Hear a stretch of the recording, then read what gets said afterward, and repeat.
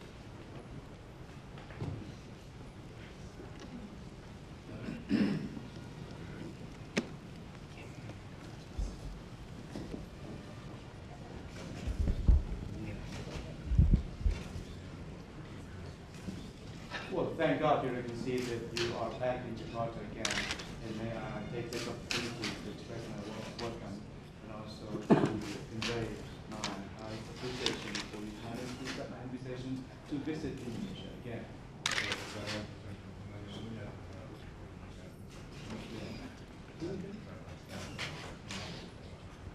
It is my firm belief.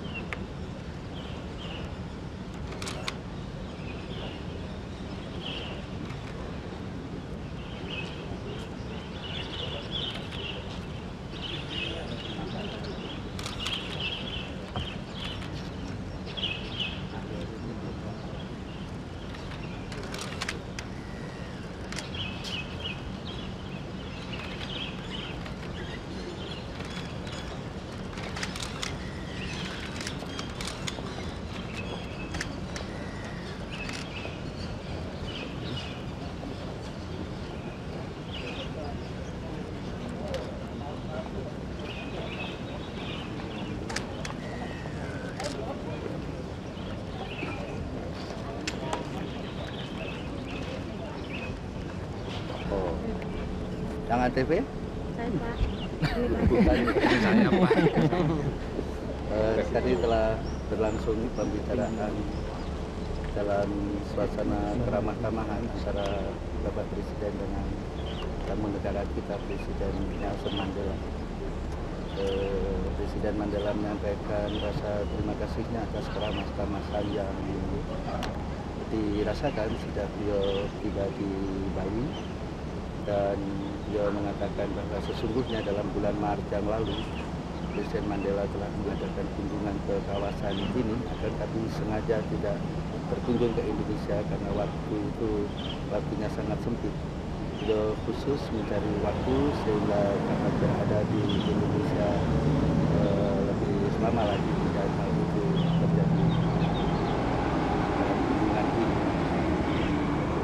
Bapak Presiden menyampaikan gembira juga bahwa Presiden Mandela dapat berkunjung ke Bali, dengan demikian dapat melihat dari dekat suasana Bali yang terkenal dengan daerah wisatawan dan kebudayaannya.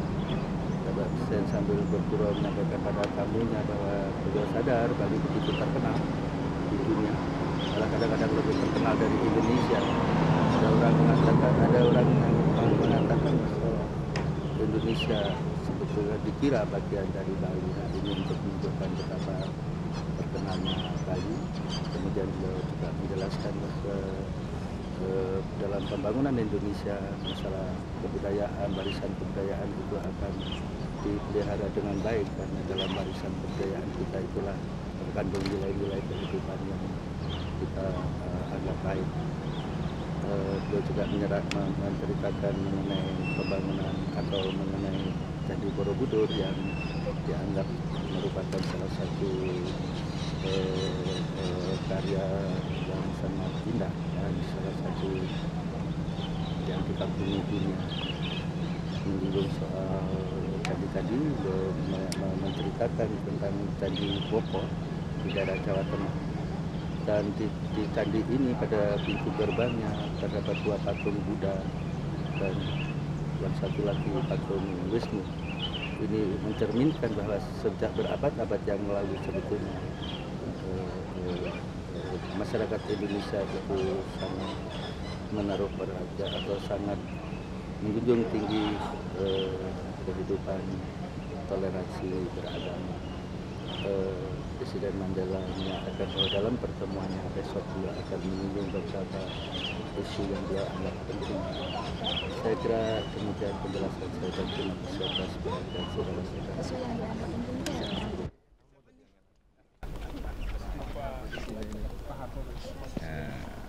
Saya melaporkan secara resmi hasil pertemuan Kuala Lumpur yang sudah secara luas diberitakan dalam pers, yaitu keputusan para Menlu ASEAN yang menangguhkan untuk sementara waktu masuknya Kamboja sebagai anggota penuh ASEAN. Kemudian keputusan kedua adalah menugaskan 3 Menlu, yaitu Menlu Indonesia, Filipina dan Thailand, untuk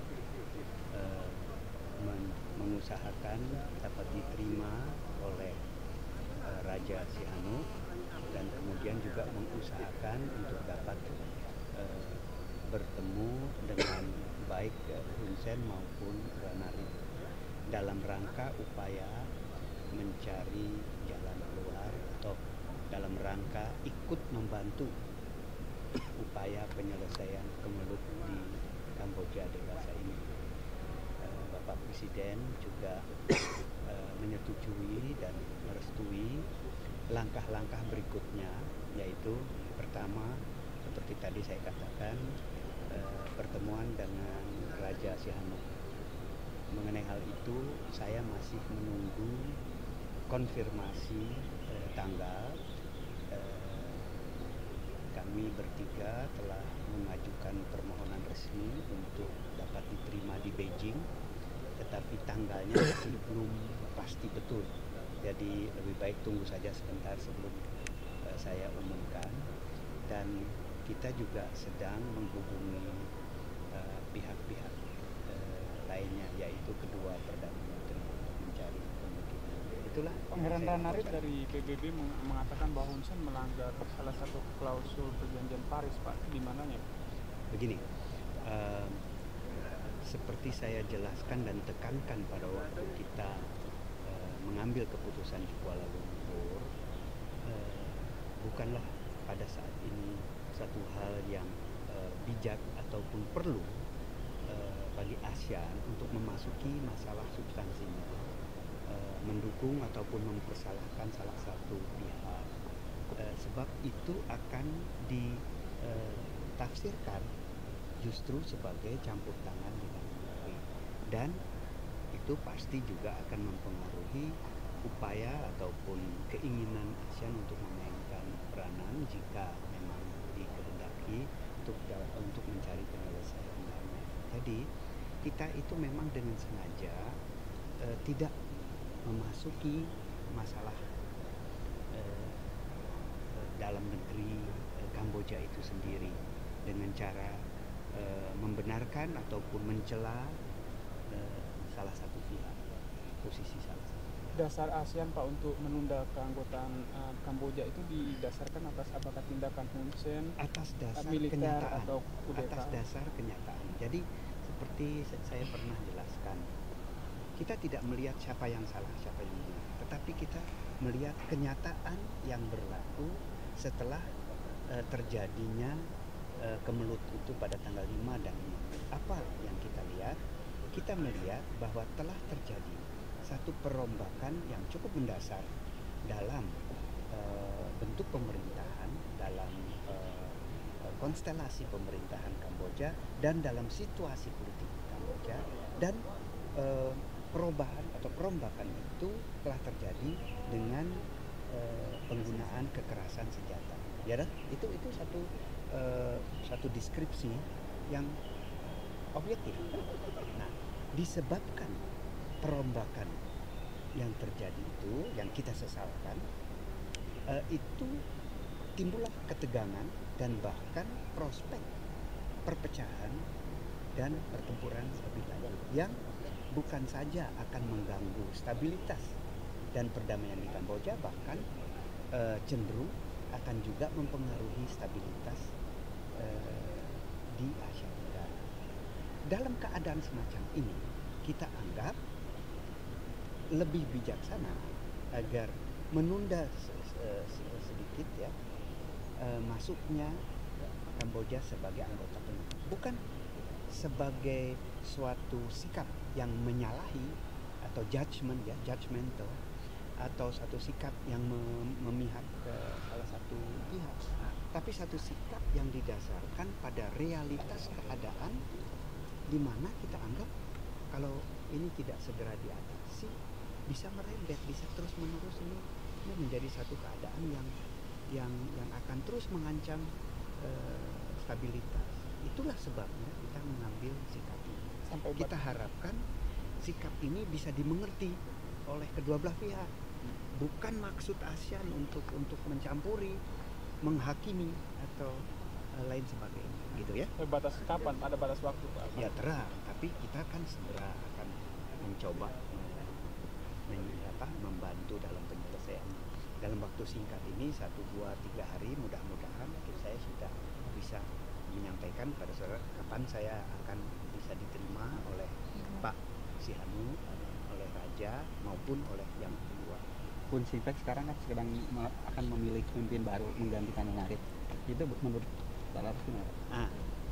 Tolong dicatat sebagai bagian dari Kemelut itu ada 2 macam Funsinpec. Ada Funsinpec yang merupakan Funsinpec partainya Ranarip secara utuh, dan ada sempalan dari Funsinpec yang dari semula memang ada di situ. Jadi dalam membaca berita-berita mengenai ini juga kita harus lihat yang mana nih yang Funsinpec yang mana yang sedang berusaha. Ya, kalau seandainya Funsinpec-nya Ranarip yang jadi gantinya, apakah itu mungkin merupakan satu hal yang baik, tetapi sampai sekarang kan kedua orang ini masih bertolak belakang, saling bertolak. Kalau itu terjadi, sikap ASEAN akan berubah untuk tetap menunda. Nanti kita lihat, kita lihat. Tapi ASEAN akan tetap berusaha meskipun sikap Vincent agak sedikit keras terhadap ASEAN yang menyatakan tidak peduli. Tapi akan terus. Kalau dipermasalahkan keanggotaan, hanya ini keanggotaan Kamboja tidak pernah dipermasalahkan sebagai peninjau. Jadi selaku peninjau nanti kalau dua-duanya tidak akan datang sebab Perdana Menteri. Tetapi Anda mungkin maksudkan kalau ada 2 delegasi. Nah, itu nanti masalah itu kita serahkan kepada kebijakan tuan rumah. Gitu. Kok enak, Pak? Ya, sekali-sekali jadi tuan rumah mesti juga. Yang ketemu Pak Sihanouk 3 menlunya atau Bapak sendiri, Pak? 3 men. 3 menlu. Ya, 3 men. Sebenarnya mestinya Malaysia sebagai ketua, Indonesia